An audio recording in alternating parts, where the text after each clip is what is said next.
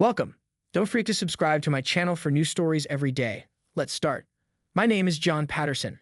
I'm 36 years old, and for most of my life, I believed I was living out the American dream. My wife, Isabel, and I had been married for 10 years. We built a home in a quiet suburb outside Atlanta, Georgia, white picket fence, dog in the yard, the works.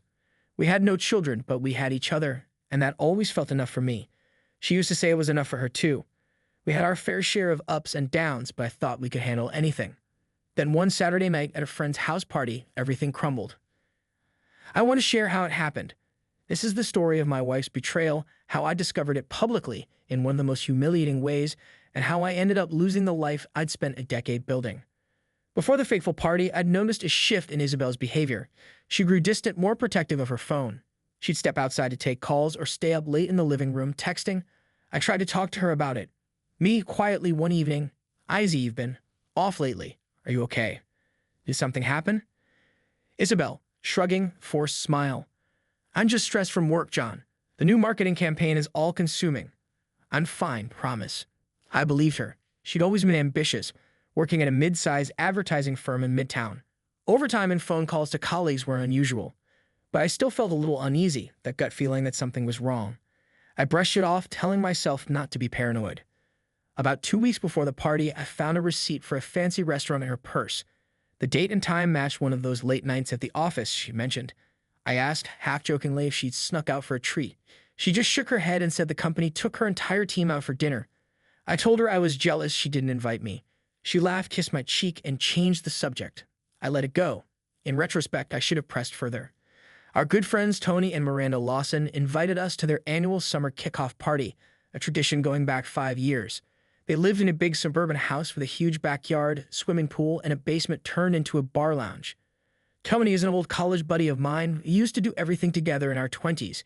He's the king of elaborate get-togethers, always guaranteeing good music, good drinks, good times. I remember Isabel hesitating when I told her about the invitation. "Me? Izzy, we going to Tony's party next weekend, right? He asked specifically if you come help Miranda decorate. You know how she adores your sense of style." Isabel, looking away. I'm not sure I want to go. Maybe I'm too tired. I got work." Me, raising an eyebrow. "You love Tony's parties, babe. We skip them for no good reason. Come on, it'll be fun. We can see friends we haven't caught up with in a while." She paused, then nodded slowly, still seeming uncertain. I tried to lighten the mood. "Me? It's just one night. I'll do the driving so you can enjoy the wine." Isabel, small laugh. "All right, sure. Let's do it.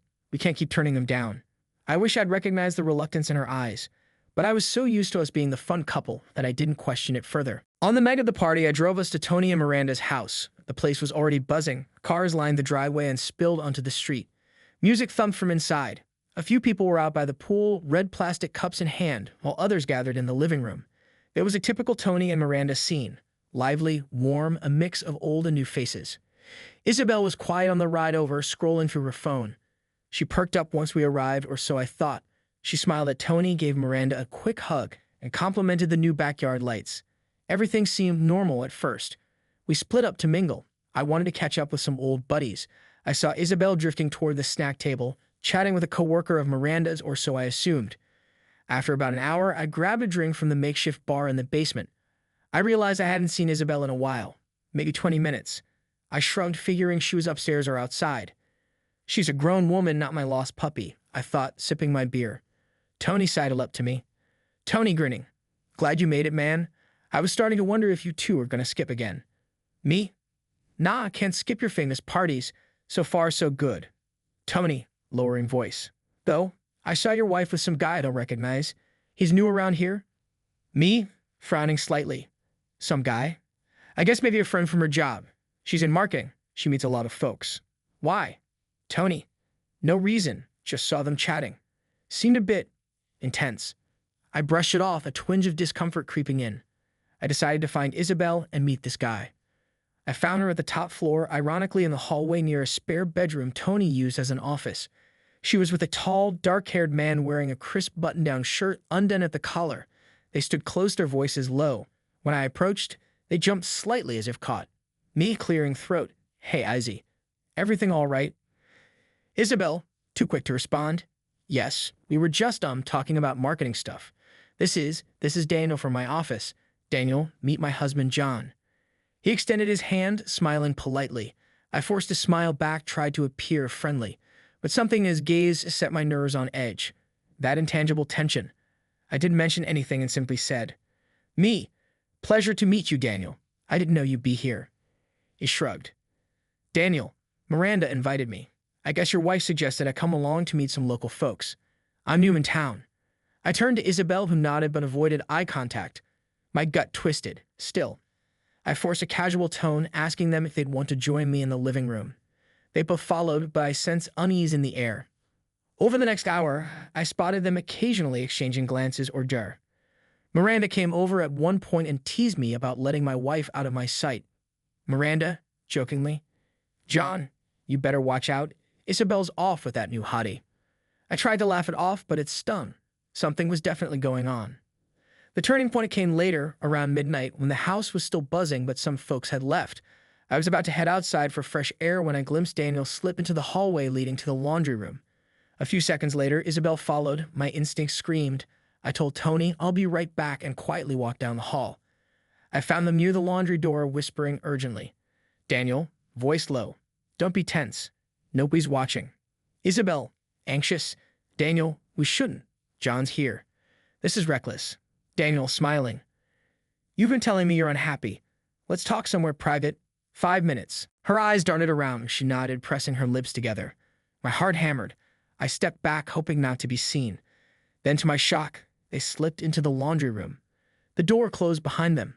I nearly confronted them right then. But part of me thought I needed proof, or at least to see if they'd do anything truly incriminating.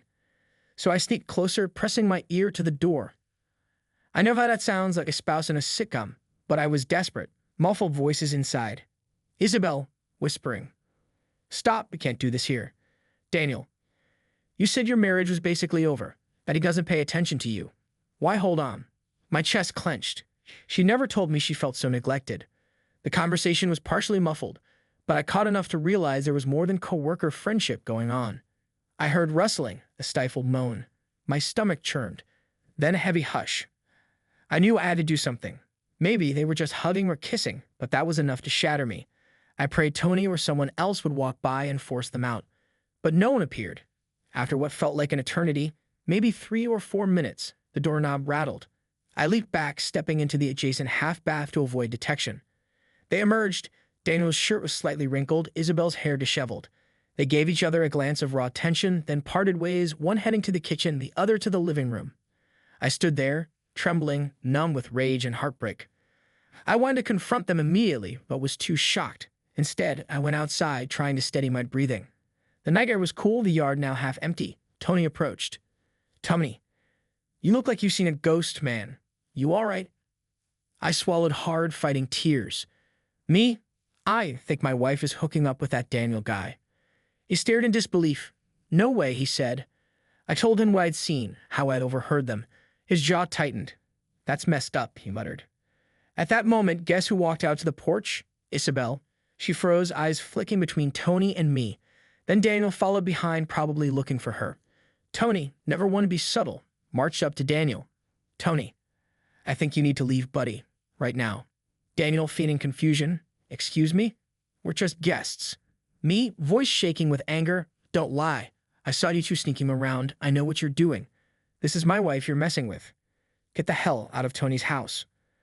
Other partygoers turned their attention to the commotion. Daniel tried to stammer something.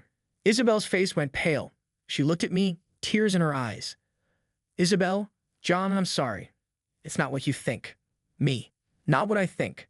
You vanish into a laundry room at a party, you come out disheveled. You think that's normal? If you're unhappy, there are ways to fix it, but cheating on me in front of half our friends, that's disgusting."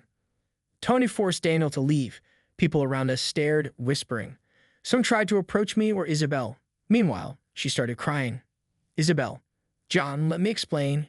It just happened. I never planned." Me, voice trembling. "There's nothing to explain. I heard enough, I saw enough. We're done, Izzy. We're done." That's how my world crashed. Right there, on Tony's back porch at midnight with a handful of acquaintances looking on. I told my wife I wanted a divorce. The next day was a blur. Isabel tried to call me 100 times. I didn't pick up. I spent the night at Tony's, who gave me the spare room.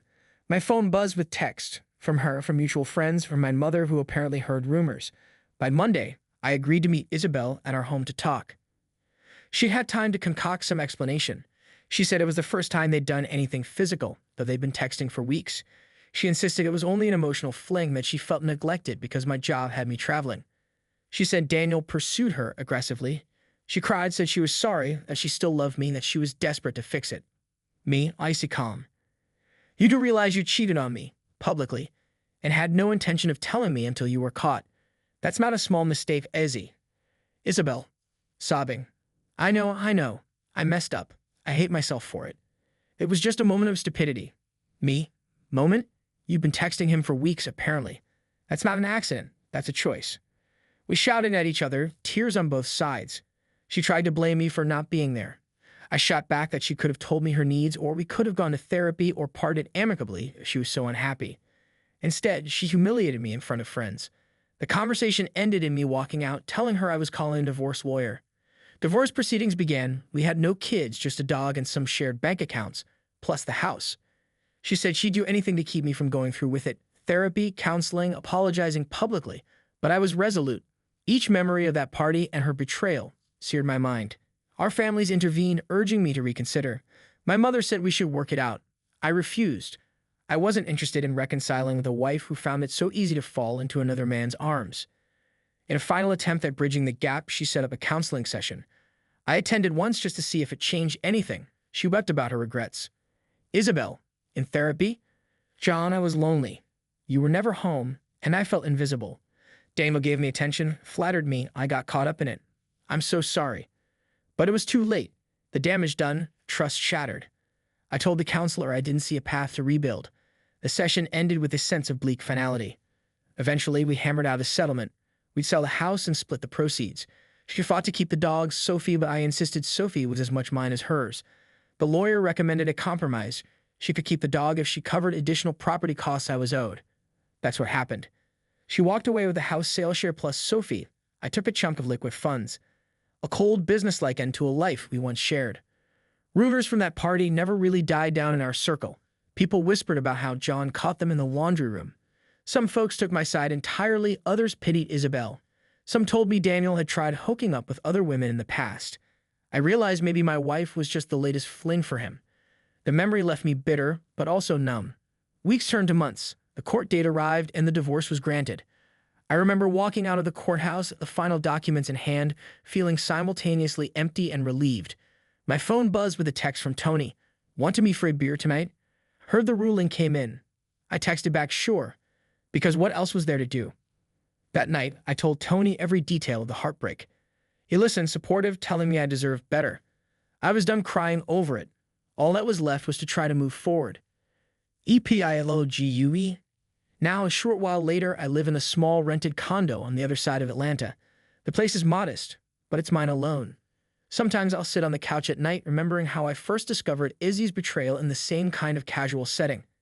If that party had never happened, maybe she'd have hidden the affair longer, or maybe it wouldn't have escalated. But it did happen, and it forced everything into the open.